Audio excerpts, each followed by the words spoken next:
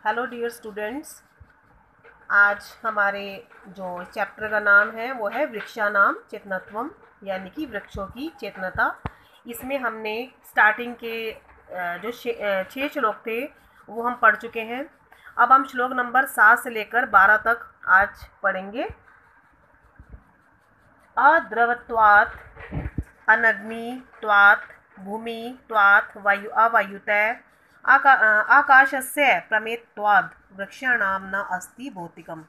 इसमें ऋषि भारद्वाज जी कह रहे हैं कि वृक्षों में पंच महाभूत तत्व नहीं पाए जाते हैं।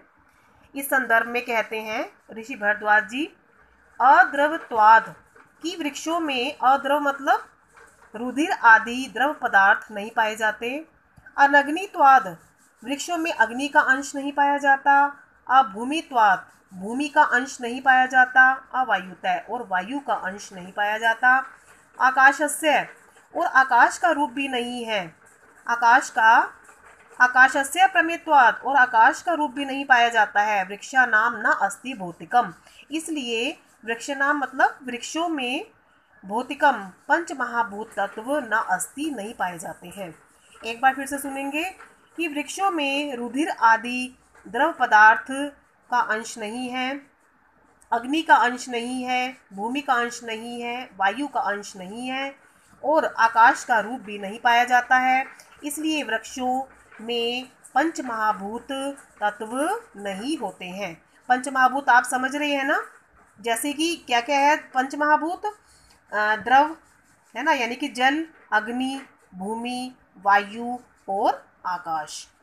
अब ऋषि भृगु जी उनके प्रश्नों का समाधान करते हुए कह रहे हैं, क्योंकि वो ये कहते हैं कि वृक्षों में पंच महाभूत तत्व पाए जाते हैं, वृक्ष सजीव होते हैं।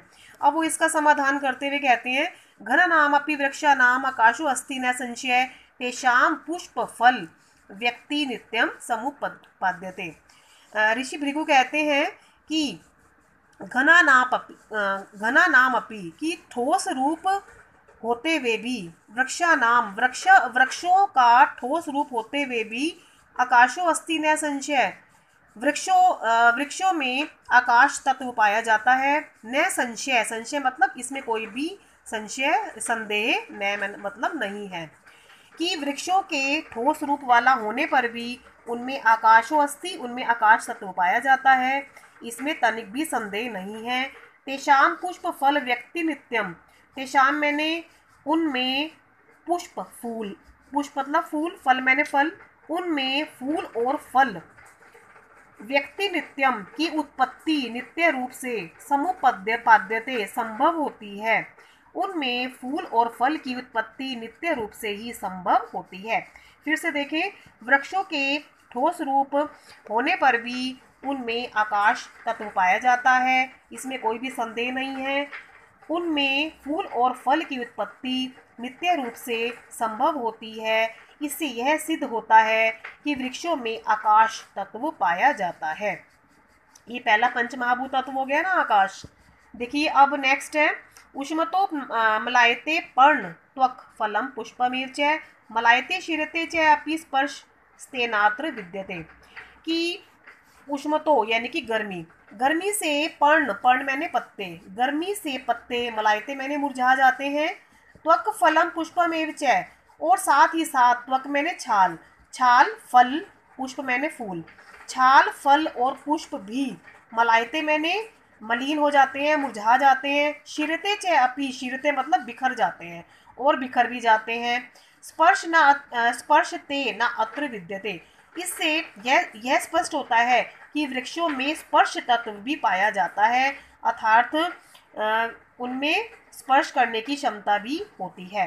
देखें फिर से, गर्मी से वृक्षों के पर्ण मैंने पत्ते, मलायते मैंने मलिन हो जाते हैं, छाल फल और पुष्प भी मलिन हो जाते हैं, मुरझा जाते हैं। च और शीर्यते, च अपि शीर्यते यानी कि बिखर भी जाते हैं।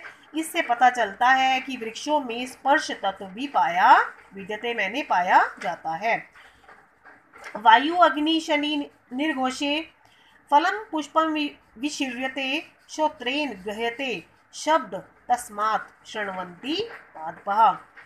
वायु, वायु ये अग्नि, वायु अग्नि, और निर्घोषे मतलब शनि निर्घोषे, वायु अग्नि और बिजली के निर्घोषे मतलब ध्वनि से। फलम पुष्पम विशीर्यते, फल और फूल गिर जाते हैं। श्रोत्रेण गृह्यते शब्द, शब्द श्रोत्रेण मैंने कानों से, गृह्यते मैंने सुने जाते हैं, शब्द कानों से सुने जाते हैं। तस्मात् शृण्वन्ति पादपा, तस्मात् मैंने इससे पता चलता है, पादपा मैंने कि जो वृक्ष होते हैं, शृण्वन्ति मैंने सुनते भी हैं। कैसे? वायु अग्नि और बिजली की आवाज से फल फूल गिरते हैं, शब्द कान से ग्रहण किए जाते हैं। इससे पता चलता है कि जो पौधे होते हैं, जो वृक्ष होते हैं, वो सुनते भी हैं। वल्ली वेष्टते वृक्षम सर्वतैव गच्छति न अदृष्टेश्च मार्गो अस्ति तस्मात् पश्यन्ति पादपः। वल्ली मैंने लता, लता वेष्टते मैंने लिपट जाती है, वृक्षम मैंने वृक्ष को, लता वृक्ष को लपेट देती है, सर्वतैवश्च गच्छति और चारों ओर, सर्वतैवश्च मतलब चारों ओर, गच्छति मैंने फैल जाती है। कैसे? लता वृक्ष को लपेट लेती है और चारों ओर फैल जाती है। न अदृष्टेश्च मार्गो अस्ति, दृष्टिहीन का कोई मार्ग नहीं होता, यानी कि अगर वृक्षों को दिखाई ना दे तो लताएं चारों तरफ अपना स्थान कैसे बना लेती हैं वृक्ष के। तो यही बात कही जा रही है कि दृष्टिहीन के लिए मार्ग नहीं होता। तस्मात् पश्यन्ति पादपा, इससे पता चलता है कि जो वृक्ष होते हैं वो देखते, पश्यन्ति मैंने वो देखते भी हैं। फिर से देखें, ये मोस्ट इम्पोर्टेंट श्लोक है।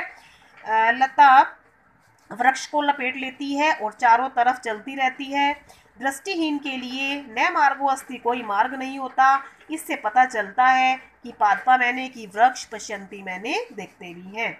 पुण्य पुण्यश्च तथा गंध धूपैश्च विविधरपि आरोग्या पुष्पिता सन्ति तस्माजी ग्रंथि पादपा।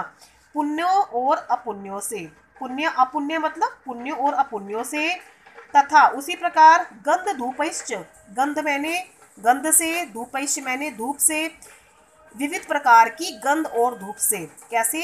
पुण्यों और अपुण्यों से, उसी प्रकार, तथा मैंने उसी प्रकार, विविधरपि यानी कि अनेक प्रकार के गंध और धूप से, आरोगा पुष्पिता जो वृक्ष होते हैं, पेड़ पौधे होते हैं, आरोगा मतलब रोग रहित रहते हैं, पुष्पिता संति मतलब पुष्पिता मैंने पुष्प युक्त यानी कि फूलों से युक्त होते हैं।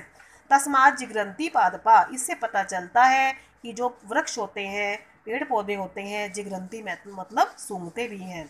कैसे? एक बार फिर देखेंगे, पुण्यों और अपुण्यों से, तथा उसी प्रकार अनेक प्रकार की गंध और धूप से जो वृक्ष होते हैं, पादपा मैंने वृक्ष होते हैं, वो रोग रहित और फूलों से युक्त होते हैं।